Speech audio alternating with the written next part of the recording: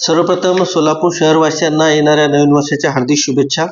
आज 31 डिसेंबर सर्व शहरामध्ये नवीन वर्षाच्या स्वागतासाठी आपला बंदोबस्त आपण नेमलेला आहे।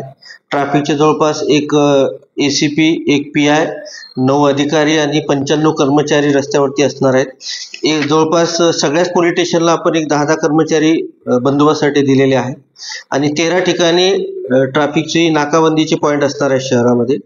तसेच आपल्या शहरामध्ये जवळपास 20 ब्रेथ एनालायझर आज शहरामध्ये आपण वापर करणार आहोत, जेणेकरून रस्त्यावरती नववर्ष स्वागत करताना विनाकारण आनंदोत्सव साजरा करताना इतर जनतेला त्याचा त्रास होणार नाही, ती काळजी घेण्यासाठी रस्त्यावरती बंदोबस्त असणार आहे।